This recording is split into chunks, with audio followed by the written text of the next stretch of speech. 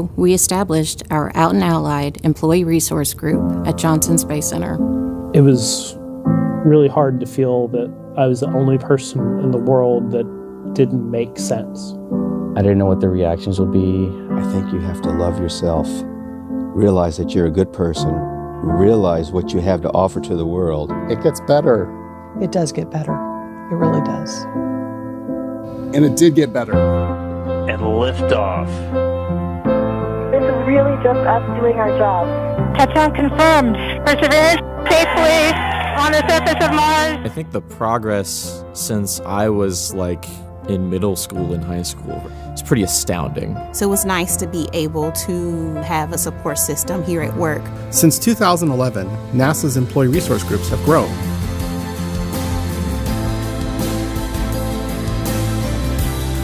NASA's partnerships have evolved. Liftoff of the Falcon 9 and Crew Dragon. We've diversified. And now we're even stronger. The support system is strong and it's there, it's needed, it's visible. We still have a little ways to go, but I think as years go on and we're casting our net wider and wider. There's nothing wrong with you if you're in the LGBT plus group. Don't be afraid to be yourself, and there are people out there that will support you. We're stronger together. We have our eyes set on the moon and beyond to dare, unite, and explore the universe. Right now, we need the strongest candidates from across the country and around the globe. We need female leaders. We need gay scientists. Hispanic doctors. We need black engineers. We need the best. The best. The best. It does get better. And we still need better. We are family. We thank those who came before us and want to keep paving the way for those who come after us. We stand on the shoulders of our predecessors who fought hard so we could focus on the future. If you're alone, we feel you.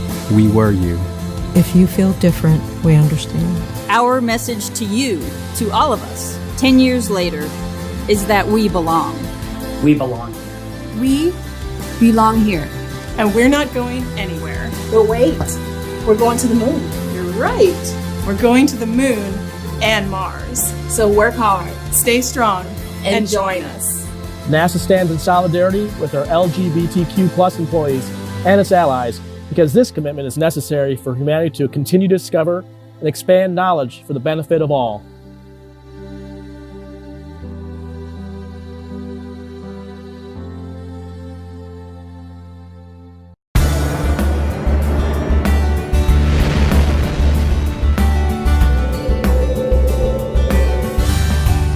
NASA celebrates LGBTQ plus Pride Month.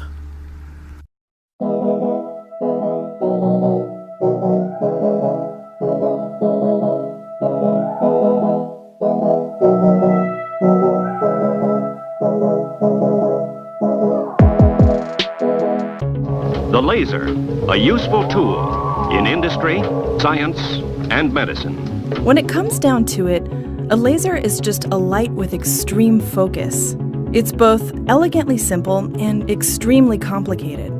And it changed the way we literally see the dimensions of our Earth, our moon, the planets, asteroids, and beyond. But it was a long road to get there.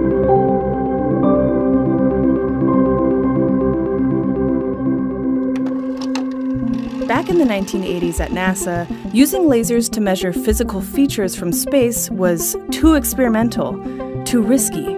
Fortunately, it was also a time of change and risk-taking at Goddard Space Flight Center. In the 1960s, there was probably not much question that when a science or applications mission came up, for the most part, it went to Goddard. And we've got to do a better job of selling ourselves and being sure that we're responsive to what headquarters is looking for in terms of the competition between ourselves and other NASA centers. I came here as hired by the center director, Noel Hinners, in '85, and he said, so what do you want to do? I said, I want to map the topography of Mars, at this scale, not the scale of buildings. How do we do that? And he goes, well, we've got folks, they do stuff. And so I met a few of them very quickly, and that was Jim Abshire, John Degnan, Jack Buffton. We started working with laser remote sensing instrumentation. It was the same type of instrumentation that communicated from ground to satellites in satellite laser ranging. We could do a little airborne laser remote sensing, and Garvin and I sort of found each other through that. I said, come on down to Wallops and we'll fly this. And he said, oh, topography, Earth, yes, I want to measure it. We literally took a T-39 training aircraft that was put together by the Wallops team, really impressively, and bolted in a big telescope with a laser and went flying out in northern Arizona, where I had done some field work. So out there we have Meteor Crater, we have volcanoes, and we have the Grand Canyon, and the Painted Desert. So we figured in one place we could study all this.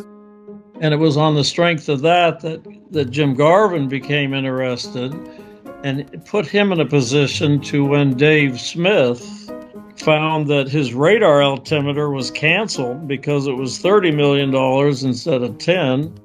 They kept talking to me about, look, we're really close to getting a laser altimeter working. And I've been in lasers actually for 20 odd years before that, if you know what I mean, but laser ranging from the ground to spacecraft. So I was very familiar with the lasers, and I wasn't averse to it, on the contrary. But NASA offered me the situation that said, look, we've got a certain amount of money for you. We're willing to spend $10 million on this instrument. But there has to be some sort of competition. You need to choose which instrument you would like to fly to measure the altimetry. And there were 4 candidates. 3 of them are radar, and 1 the laser that we call MOLA. There was no one in their right mind that would bid a laser altimeter. Seriously. And I was all gung-ho. I was a young guy, no gray hair. There was a lot of reticence. There was so little trust that this could be done. NASA has made a monumental achievement in both radar and visible near-infrared imaging of the surfaces of Earth and other planets. But those are flat field views. And the missing dimension, the hidden dimension, which drives where energy goes, where the water flows, stability of landscapes, is the third dimension. We take for granted the map.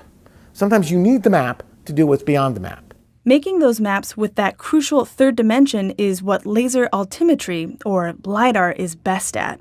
And over the decades, Goddard's gotten pretty good at explaining just how laser altimetry works. This is a laser altimeter, and what it does is it sends a short pulse of light from a moving platform that's observing a surface, an airplane, a satellite, gets a reflection straight back off the surface. We record that reflection and the time very precisely. Of the pulse from the spacecraft down to the surface and back again. Which allows us to measure the range to the surface. When that's done repeatedly in orbit, you can build up a map. The fast rate of light pulses and the small footprint allow LiDAR to measure with a much finer scale than traditional radars. They had a big review, and the leading radar guy that had flown radars to Venus, Gordon Pettengill, at the end said, well, I don't know about you folks, the laser's better. In time, Goddard would become a leader in LiDAR, in mapping our Earth and planets with unprecedented precision. But for now, they had to actually build the first one. The requirements were, of course, we were in a much higher orbit. The orbit was faster than going around the moon, so we needed a larger telescope. We needed a more sensitive detector. We needed more laser energy. So in order to put our concept together, we had to gather a team. And then we had to convince their management that this was not a crazy idea and that we actually had a realistic chance of making this happen. We worked a lot of hours. I can remember Jim talking about, working 10-hour days, and I was doing about the same. But, it really didn't matter because it was so exciting to be working on something that was going to actually map Mars. I was fresh out of getting my master's degree in computer engineering. I was young. I had to really dive in deep. I had to spend about 2 years working with the team on algorithms. How are we going to find the surface of Mars? How we're going to track it? How we're going to compute all the precise ranges? And we were sort of making our way. We were defining the rules as we went. We finished the instrument pretty much on time, and certainly as they said in the letter to me, look, if you don't make it on time and in budget, we will fly a brick instead. Okay, we're not going to hold this mission up. I mean, I knew about planetary missions. They have to go within certain windows. But anyway, we made it all right. 5, 4, 3, 2, 1. And liftoff of the Titan III rocket with the Mars Observer and America's return to the Red Planet. And the vehicle has cleared the tower. We've got X-band launch at Canberra. All right. Roger, I have that report. Very happy crew. And Mars Observer is on its way to Mars. Trajectory is right on the money.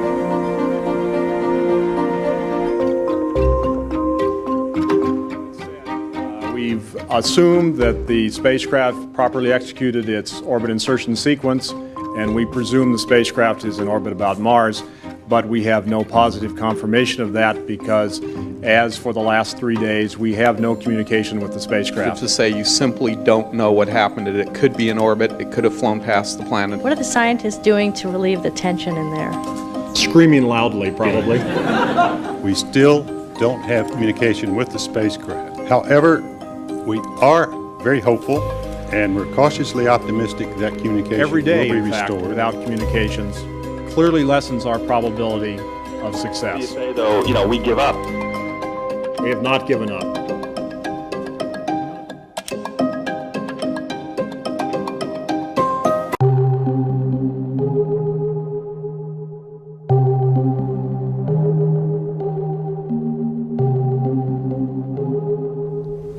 On 21 August 1993, a tragic event occurred. Communications with the Mars Observer spacecraft were lost during a sequence referred to as the pressurization sequence. This was a sequence in preparation for insertion to orbit about Mars. Once again, I mean, we're always trying things because they're hard, not because they're easy. And so once in a while, we're going to have a failure because we are trying hard things. But I had been fully anticipated that we could have problems with this instrument. This was a new ball game completely, okay? But I was not concerned about the spacecraft. It never crossed my mind that spacecraft would let us down. And so this was a blow in the sense of, wow, something I completely didn't expect.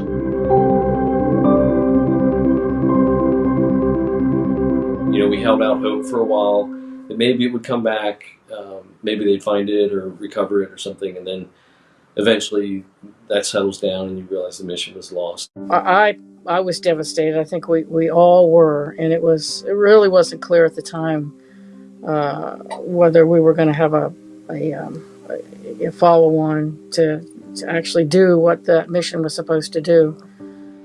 So that was extremely hard to take. What made it easier is the amount of time we had for grieving was actually pretty short. NASA decided that we want to continue this and go back to Mars. And so we had to snap out of it, literally, and get back to thinking about and fighting for the next mission, which is Mars Global Surveillance.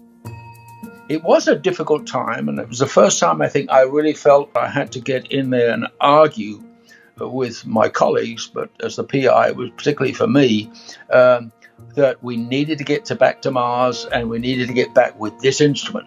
Knowing that they couldn't carry all 6 or 7 instruments, only 4 would go, the laser altimeter had to be one of them, okay? The engineers had a chance to kind of just not change it, but just do some things a little bit better. That's what engineers like to do, is they fix all their first round mistakes in the second round and make new ones. We were asked immediately, how long will it take you to rebuild another copy of MOLA? How much is it going to cost? Can you get your team back together in time? Do you have the parts? So there was immediately a flood of things we had to do. Jim Etcher brought me in for the detector engineer who just left the Goddard at the time. So I was lucky to join the team working on the detectors. We were only given, I think it's 3 years to rebuild it. It's shorter than usual. And everyone, all the management knew that means there's no wiggle room really in your schedule. But the team was largely still there, and everyone is geared up to redo it since the first one didn't make it. So everyone really wants to do it again and do it right.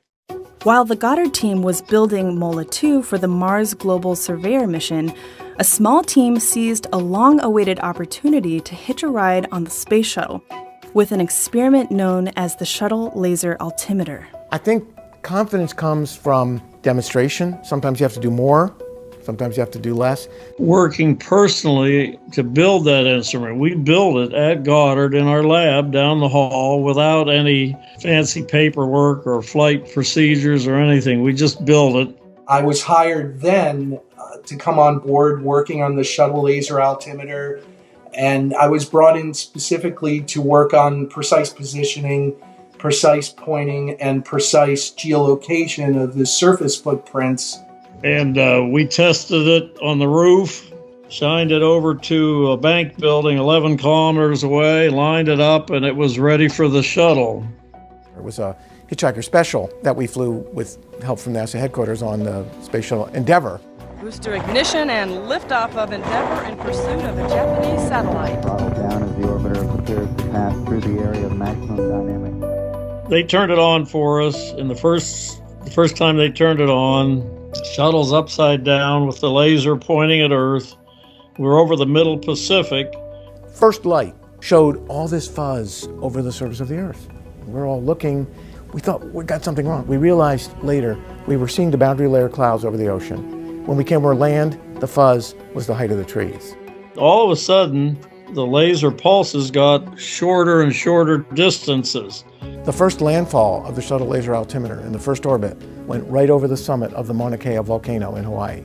Well, we're extraordinarily delighted to report that the shuttle laser altimeter experiment, it's a hitchhiker experiment on STS-72, has performed absolutely nominally. In fact, everything has worked even beyond our expectation. And that was a genuine first light experience with MOLA technology, but on Earth. Really had to get those data sets out there, and you had to get a couple people that really bought into it and built on it and convince others that this worked. As the data from the shuttle laser altimeter began to convince some skeptics, the Goddard team finished the MOLA instrument again. Our MOLA team really came through. It was just really another great experience for many of us, including me.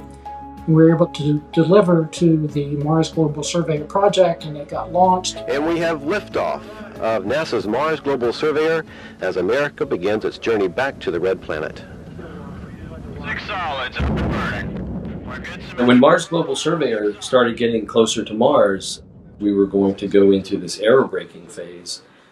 That was an opportunity that we had to go ahead and turn on the lasers and see if we could track the surface. Somebody being carried it forward. And Station 45 was having problems locking up to the 2K data. What was that? You said 1607 or 16... Tell if the MOLA has been turned off. Copy up, Mike. Kill my query and restarted as soon as that query's up. Is that the nadir event? That must be the nadir event. I'm hungry. I didn't really want no sandwich. Look at the laser coming back, Rob. Rick says about 18.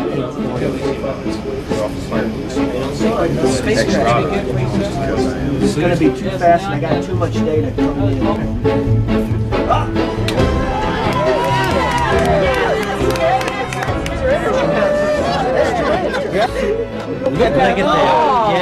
Look, there's a little tiny terrace. This is the first profile of a crater we've ever seen on the planet. That is. Rob, nice laser. Oh, there. We have Mars, finally. 12 years.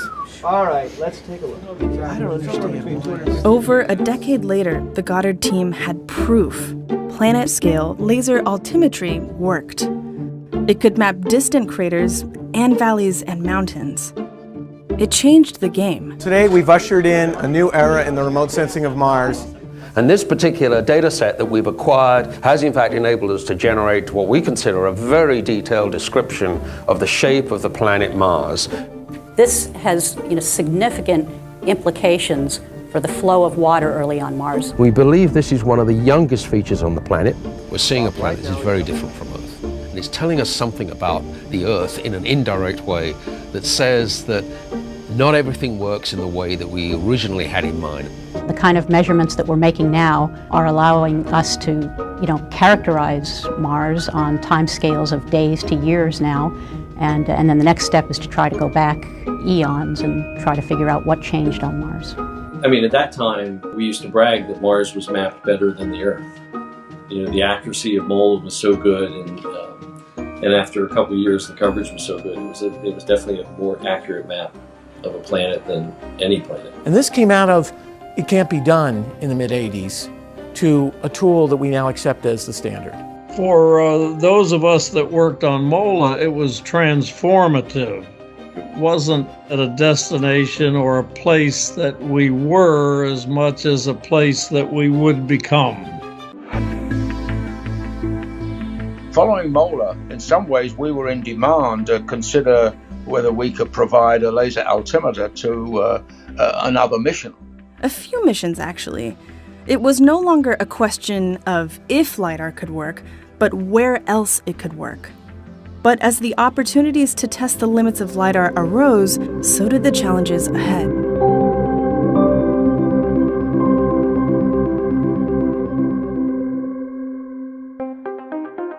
The Goddard team quickly began to see the evolution of LiDAR missions, building on the successes of new frontiers mapped by MOLA.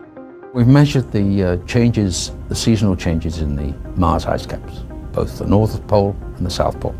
We've measured the volumes, we've measured the mass that's involved in that. We now have a density. So now we know the kind of processes that are taking. Dave Smith invited me to be on the MOLA altimetry science team.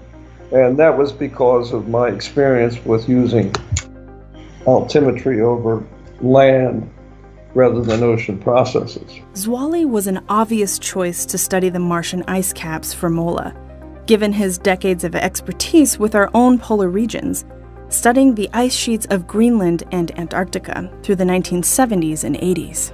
And then as we went into the 80s, NASA was sort of the beginning of the development of the Earth observations program. So the Earth observing system, I think, will be the first effort targeted at looking at the whole Earth system as a system, rather than just the little components that make it up.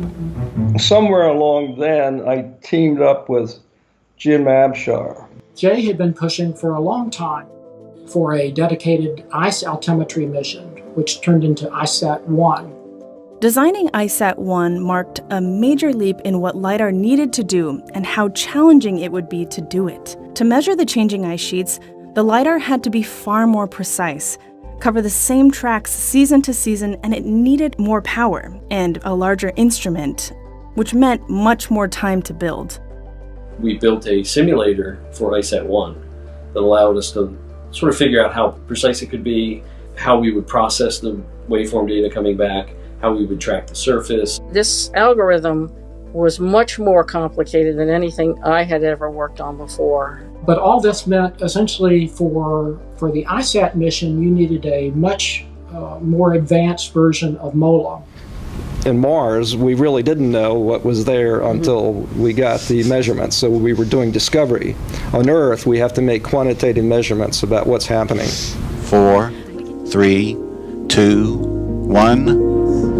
And we have ignition and liftoff of NASA's ICESat and ChipSat spacecraft looking at stars and ice.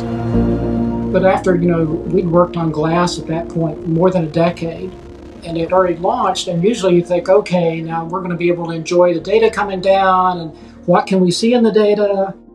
But there was much more, what is this mystery we're seeing? Why is the laser energy going down? Things were not working the way we expected them to, and there were mysteries, and we weren't expecting, after MOLA in particular, to have mysteries at that point. One of these unexpected mysteries came down to the wire.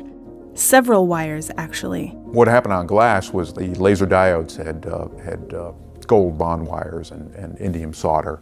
If you bring these two metals together, even though they're not reactive, they do combine to form gold indide. The gold indide ate away at the wires, leading to added thermal stress, and eventually the failure of the first laser. And the second and third lasers were degrading as well. Tough decisions were ahead. When these missions operate, there's a lot riding on the missions. You don't want to make any mistakes.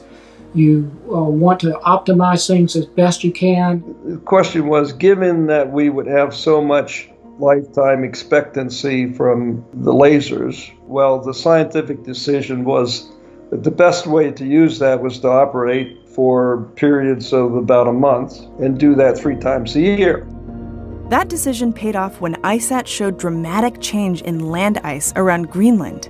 And it also proved that LiDAR could be used to measure something called sea ice freeboard, a major breakthrough in determining sea ice thickness and an essential science goal for the future of ice measuring satellites. Even though the ISAT project required much more care and feeding, it really laid the groundwork for all the subsequent missions that Goddard has flown. Around the same time that ISAT was developed, Goddard was tasked with designing a laser for measuring a place far from any icy poles. Sean Solomons was the PI of Messenger, and he said, you know, I've been asked to PI a mission to Mercury. I really want a laser altimeter on board. Can you make one that will work there? So the short answer seemed to be, yeah, I don't see why not, but there will be extreme thermal circumstances that we'd have to worry about. That was a really tough one because you fly in close to the 800-degree planet and then you have a 12-hour orbit.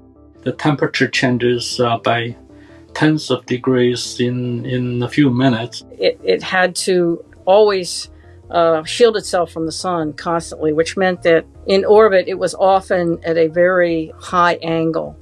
It was a challenge to try to continually figure out where the surface of Mercury was. And then they wanted it to be small, much smaller than Mole. I think it's ended up to a quarter or a fifth of the size. But I remember the manager who was running it for us at the time kind of said, you realize I've thinned every wire in this electronic package so thin that you better not look at it twice because it might break. But that's the level we had to go to get within the 7 kilograms, okay? And MLA was the laser altimeter that we proposed, and this was really pushed the limits of what we could reasonably expect to do. Despite the extreme environmental gauntlet, the Mercury laser altimeter kept on collecting data for 4 years, right up until the very end when Messenger crashed into Mercury in 2015. But before that, it captured historic views of the planet's topography. It is time for America to take the next steps. Beginning no later than 2008, we will send a series of robotic missions to the lunar surface to research and prepare for future human exploration. And then one day, the president, I think it was George Bush, suddenly decided we're going to go back to the moon. Wow, all of a sudden, okay? We've been thinking about putting a LiDAR around the moon for a long time, actually. And I really wanted to have a crack at doing a good one, instrument for the moon. I mean, my interest was in gravity and topography, 2 things that need to come together to measure the structure of a planet. And then all of a sudden, we got a call from headquarters. Can you design a LiDAR around the moon, to map the topography? And so the instruments were chosen from proposals based on the ability to help select sites and determine the safety of landing in particular sites on the moon. The LiDAR would be the Lunar Orbiter Laser Altimeter, or LOLA, and it marked another leap into laser altimetry. We also came up with the idea of having multiple beams. We managed to put 5 beams on the surface, and that kind of changed the observational strategy, if you know what I mean, of 5 parallel beams.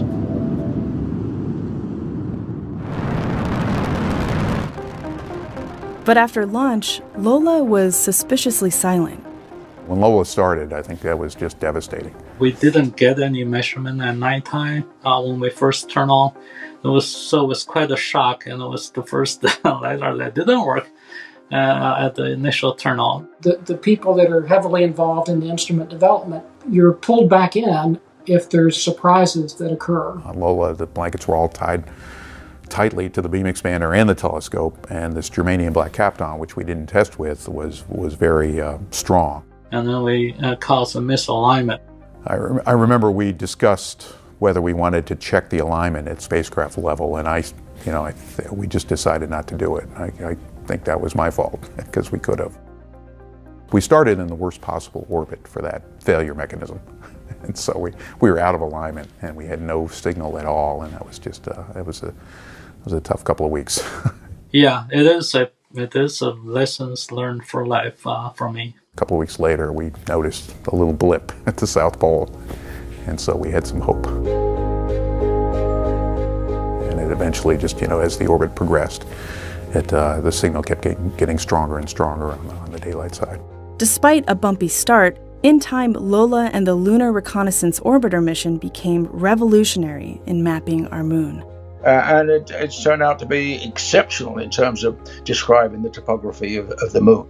As a result of Lola, I think largely, if not the others as well, the doubts about whether a laser altimeter, for example, could last, age limits, lifetime limits on the laser altimeter were dispelled.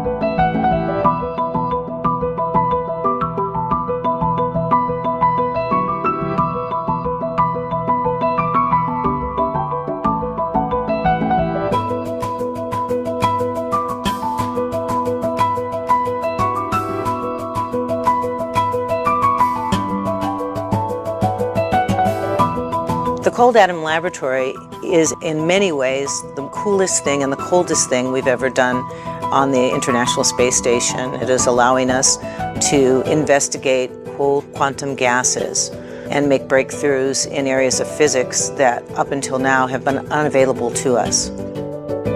NASA built the International Space Station to do the kind of research that we're doing in the Cold Atom Lab. This is the first time we're able to study this fifth state of matter in space. Bose-Einstein condensation is an amazing feat of engineering in itself, but this type of physics is difficult to do in ground-based experiments. And so doing this in microgravity is going to allow us to really see what's going on. So you have something cool, how do you make it cooler? You put it in space. Our ability to study cold atoms is really going to advance our knowledge in areas that will help us in quantum computing, quantum communications, and learn even more about gravity and how it interacts in our universe.